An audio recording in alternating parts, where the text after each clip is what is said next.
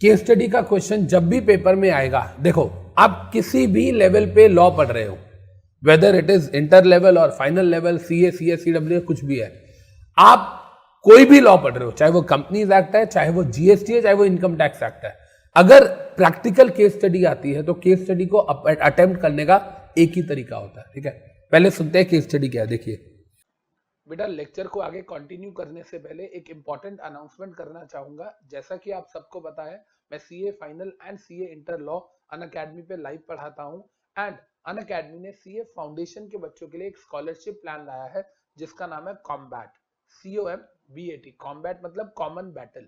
बेटा ये scholarship battle है।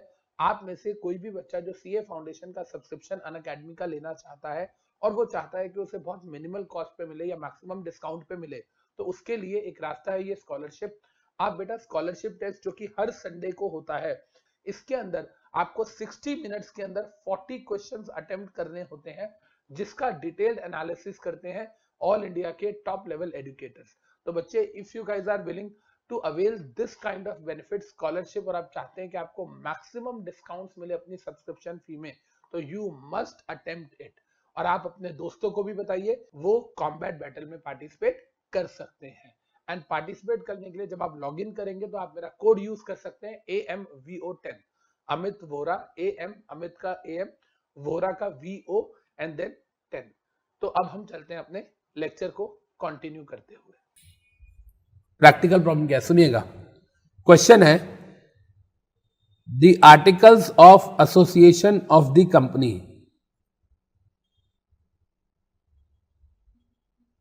provides maximum commission to underwriter on shares to be 4%। ये बात समझ आई? कंपनी के आर्टिकल्स में लिखा हुआ है कि हम अंडरराइटर अपॉइंट कर सकते हैं और जब अपॉइंट करेंगे तो शेयर्स पे ज्यादा से ज्यादा कमीशन कितनी देंगे? 4%। ठीक है, The board of directors of company are willing to pay 4.5% commission। ठीक है जी, क्लियर है ये बात? Can they do so? Examine the situation।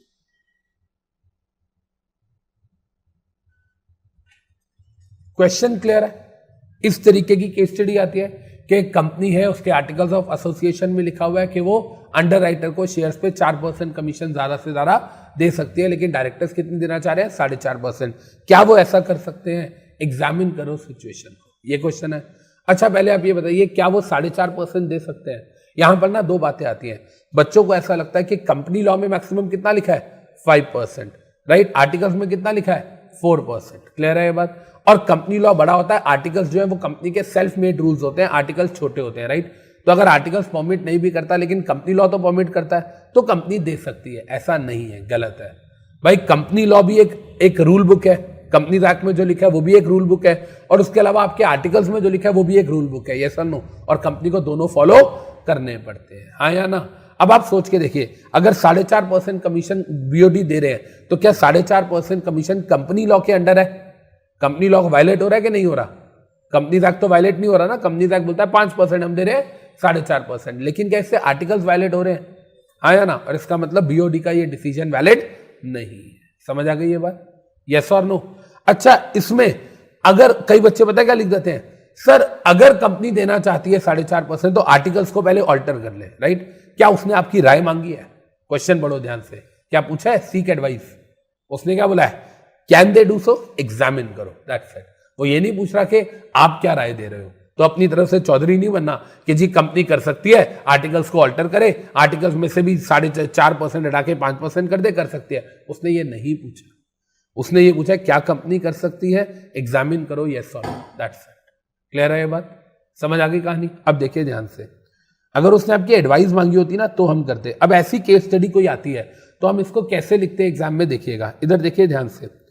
सबसे पहले आप क्या करोगे, अब यहां पर हेडिंग डालोगे अकॉर्डिंग टू लॉ या अकॉर्डिंग टू सेक्शन, आपकी मर्जी है। अकॉर्डिंग टू लॉ भी लिख सकते हो या अकॉर्डिंग टू सेक्शन भी लिख सकते हो, ठीक है।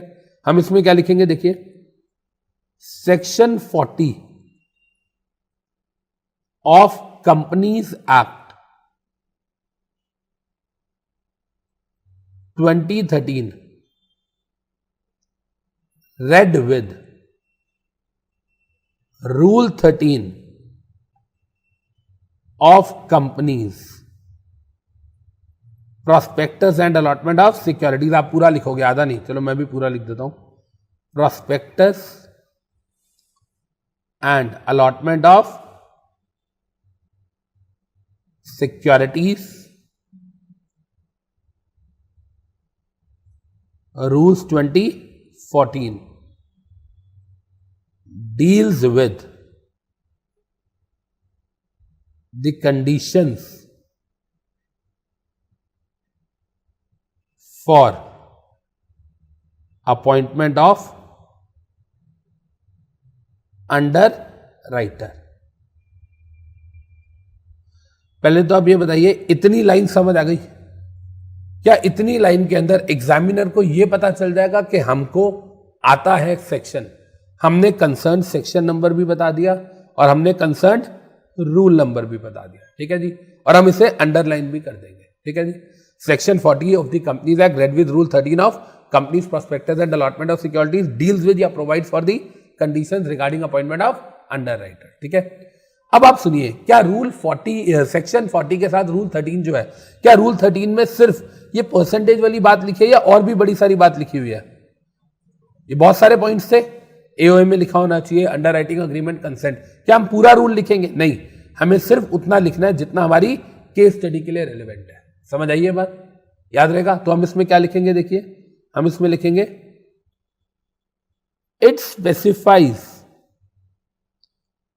That a company shall not pay the commission to its underwriter in excess of 5% of the issue price। ये बात समझ आ गई? It specifies that a company shall not pay the commission to its underwriter in excess of 5% of the issue price for shares. Done. हमने तो यहां debenture की 2.5% वाली भी बात नहीं करी क्योंकि रिक्वायर्ड नहीं है केस में। समझ आ रही है ये बात? क्वेश्चन में था शेयर्स की बात कर रहा था, 4.5% की बात कर रहा था, राइट। सबसे पहले देखो हमने लिख दिया कानून क्या बोलता है, यस और नो। जब सामने वाला केस स्टडी पूछेगा तो सबसे पहले हम उसे बताएंगे कानून क्या है। लॉ ये कहता है भाई। देखो आप एक चीज समझो, जब भी मैं किसी कंपनी को एडवाइस देने जाता हूं, because I am a freelancer, I am a corporate adviser, तो मैं बहुत सारी कंपनीज को एडवाइस देने जाता हूं अमित वोरा एंड एसोसिएट्स के बिहाफ पे, या रिच कॉर्प सर्विसेज एलएलपी, हमारी एक एलएलपी है, उसके बिहाफ पे।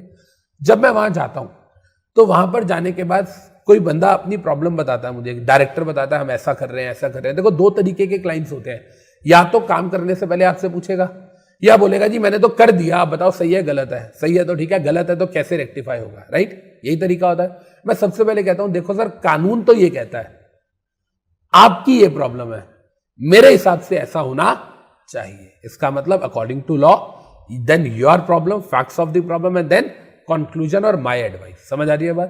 क्लियर है सबको? तो देखिए यहां पर पहली हेडिंग आई अकॉर्डिंग टू लॉ, अब दूसरी हेडिंग आती है फैक्ट्स ऑफ द प्रॉब्लम। इधर देखिएगा बेटे ध्यान से, फैक्ट्स ऑफ द प्रॉब्लम। अब जब हम बात करते हैं फैक्ट्स ऑफ द प्रॉब्लम की, तो ये क्या कह रहा है देखिए, इसके अंदर आपने कुछ नहीं करना होता, सिर्फ जो क्वेश्चन दिया होता है ना उसी को अपनी लैंग्वेज में कट शॉर्ट करना होता है, राइट। केस स्टडी जब 5 या 6 नंबर की होती है तो फैक्ट्स ऑफ द प्रॉब्लम का सिर्फ 1 नंबर होता है, ठीक है। इससे सिर्फ एग्जामिनर ये जानना चाहता है आपको क्वेश्चन समझ आ गया कि नहीं आया। इसमें हम क्या लिखेंगे फैक्ट्स ऑफ द प्रॉब्लम में?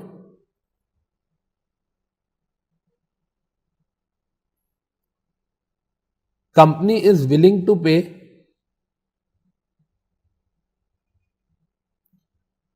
4.5% commission on shares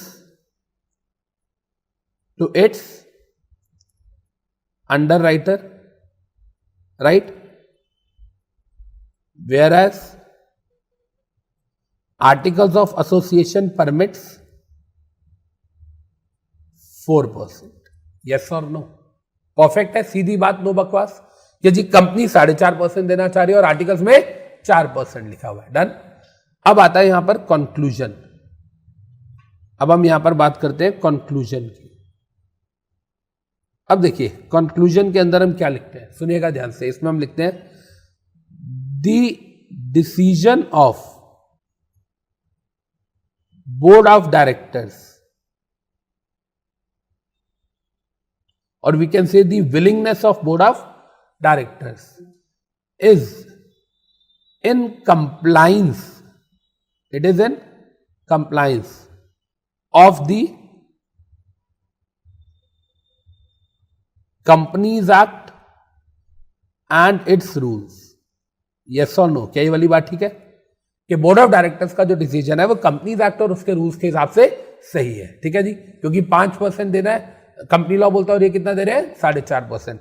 but is violative, आप लिख सकते हो वायलेटिव या इन कॉन्ट्रावेंशन, राइट, या कॉन्फ्रंटेशन, कुछ भी लिख सकते हो।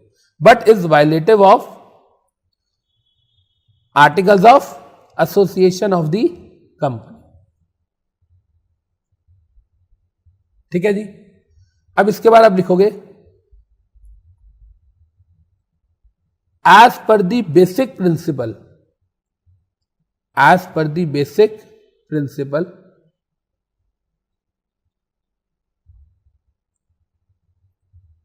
Company is under obligation to observe company law as well as its own bylaws। हाँ या ना? कि कंपनी को कंपनी लॉ के साथ साथ अपने जो बायलॉज है, आर्टिकल्स ऑफ एसोसिएशन, वो भी ऑब्जर्व मतलब फॉलो करने पड़ते हैं। क्लियर है ये बात? Right. So therefore the decision of BOD या willingness of BOD is not valid. हाँ या ना? समझ आ गई कहानी? तो सिंपल सी चीज है, देखो जी लॉ क्या बोलता है, इसके बाद क्वेश्चन क्या बोलता है, और हमारी तरफ से हमने कैसे इसे एग्जामिन किया है। डन। परफेक्ट है। इससे अच्छा तरीका केस स्टडी को अटेम्प्ट करने का नहीं होता। क्लियर है ये बात? कि जी लॉ कहता है कि कंपनी ज्यादा से ज्यादा 5% दे सकती है, क्वेश्चन में लिखा है कि आर्टिकल 4 बोल रहे हैं कंपनी 4.5 देना चाह रही है, तो कंक्लूजन कंपनी लॉ तो फॉलो कर रही है लेकिन एओए फॉलो नहीं कर रही, जबकि दोनों के दोनों कंप्लाई करने पड़ेंगे। दोनों में से एक भी वायलेट किया तो इसका मतलब कंपनी का एक्शन इनवैलिड है। हो गई बात खत्म।